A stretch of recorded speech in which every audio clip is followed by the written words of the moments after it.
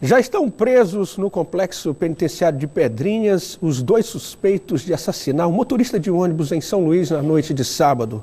Por causa do crime, houve paralisação por parte dos motoristas de ônibus. Quem passava pela região do Anel Viário, no sentido Rua das Cajazeiras, nesse domingo, teve que mudar de rota para seguir em frente.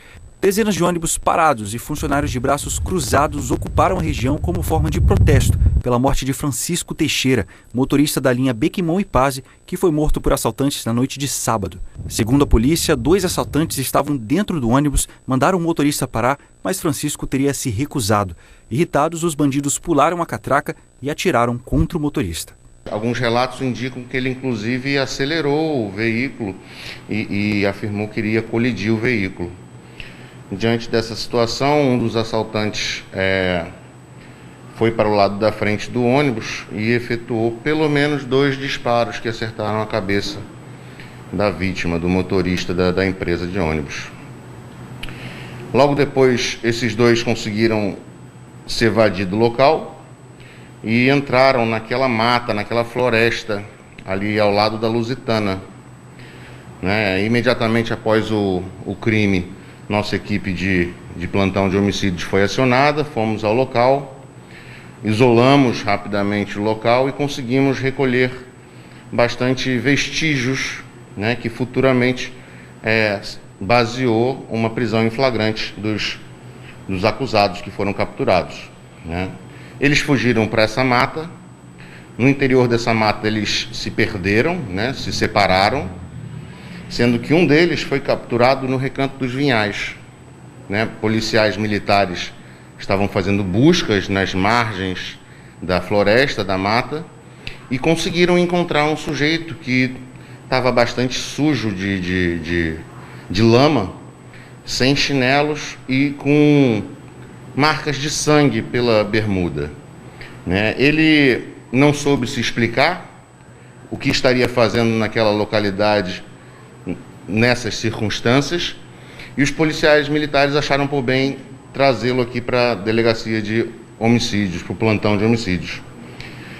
Neste local aqui, a gente, em frente ao acusado, ao primeiro acusado, e com base nos vestígios que a gente conseguiu juntar no local de crime, ele não teve como negar a prática do crime de latrocínio, do roubo seguido de morte. Peças de roupa encontradas no local do fato, sangue, e então esses vestígios conseguiu fazer com que o acusado confessasse a prática delitiva. Ele então, após entrevista com os nossos investigadores, ele acabou delatando o comparsa dele, indicando o local, inclusive, de residência dele. A Polícia Militar, ajudando o serviço, esteve no local indicado pelo primeiro acusado e conseguiu proceder à captura também desse segundo participante nesse crime de roubo seguido de morte, o latrocínio. E logo na manhã seguinte, o reflexo da indignação.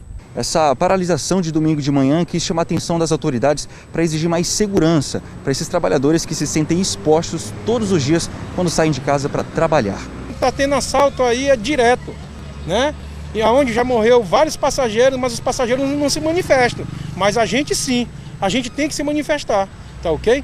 Somos uma classe que estamos querendo ser unida mais ainda agora e vamos atrás do nosso direito. E ainda mais, sendo massacrado por alguns empresários, que não pagam, atrasam, querem lesar o trabalhador. A verdade é essa. Ainda tem mais esse motivo também dessa revolta. Eu já tenho 20 anos de empresa e já vi vários parceiros perdendo a vida de graça, um pai de família.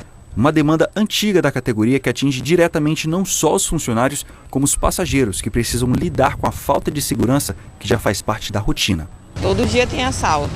A gente fica com medo de pegar o ônibus, a gente não sabe o que vai acontecer, porque às vezes eles roubam e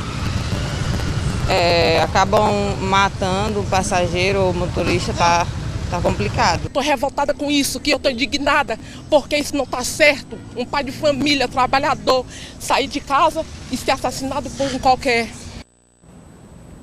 Olha, então vamos falar ao vivo com o Douglas Pinto. Ele vai mostrar para a gente a circulação dos ônibus aqui na capital na manhã desta segunda-feira. Douglas, a frota está operando normalmente? Sim, Célia, está normal desde a madrugada, né? Os ônibus estão circulando, a frota completa de ônibus está circulando. Nós estamos em um dos principais corredores de transporte público de São Luís, na região do centro, que é a Rua das Cajazeiras. Por aqui passa a grande parte dos ônibus que circulam aqui entre a região da Deodoro, que passa pelo Anel Viário, que vem da Avenida Beira-Mar. E ontem os ônibus não estavam circulando, porque os trabalhadores do sistema de transporte estavam aí fazendo essa manifestação, indignados com a violência, com a morte de um trabalhador. Então eles pararam os ônibus principalmente aqui nessa rua onde nós estamos agora, que é a Rua das Cajazeiras, no cruzamento com a Avenida Kennedy. Ficaram aqui, os ônibus começaram o dia circulando, mas no decorrer do dia foram parando exatamente nesse ponto onde nós estamos. Durante a noite, os terminais de integração lotados, as pessoas ainda na expectativa de que os ônibus voltassem a circular, mas pouquíssimos ônibus, pouquíssimos mesmo, estavam circulando, né, ontem à noite. Era muito difícil se olhar, né, tanto que os ônibus, os terminais de integração ficavam lotados, muita gente depende do transporte público, principalmente fim de semana, que não tem tanta disposição de outros transportes, como por exemplo, muita gente que tem... As pessoas, a maioria, não tem condições de pagar um outro tipo de transporte, mais caro, pegar um transporte por aplicativo, então acaba esperando o transporte público que não estava circulando. Então, ontem à noite, realmente, a quantidade de pessoas aguardando pelo transporte de São Luís era muito grande. Então, agora de manhã, notícia para tranquilizar todo mundo, você que segunda-feira está começando e está se preparando para ir para o serviço, já estava preocupado, vou ou não vou ficar pelo meio do caminho, vai ter greve? Não.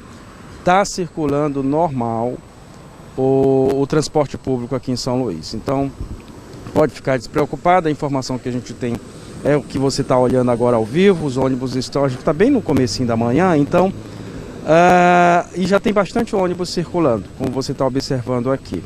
Mas no decorrer do Bom Dia Mirante nós vamos atualizando todas as informações, inclusive da área policial. Se tiver mais alguma novidade a gente vai trazer aqui no Bom Dia, né? Vamos saber também quais são as demandas, né, da categoria, o que ficou definido entre essa reunião da Secretaria de Segurança com os rodoviários para tratar de mais segurança para essa categoria, porque afinal de contas a gente já fala disso aqui há muito tempo. Eu tenho 17 anos trabalhando no Sistema Mirante e há quanto tempo a gente já vem falando desse mesmo assunto aqui, de assaltos, de roubos a pessoas. Antigamente, quando o ônibus não tinha um sistema de bilhetagem, o alvo era o cobrador ali com a renda do transporte coletivo.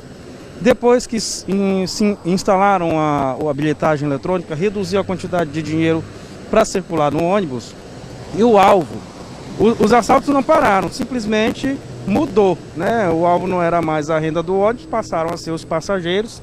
E o principal objeto desejado dos ladrões passou a ser o aparelho celular.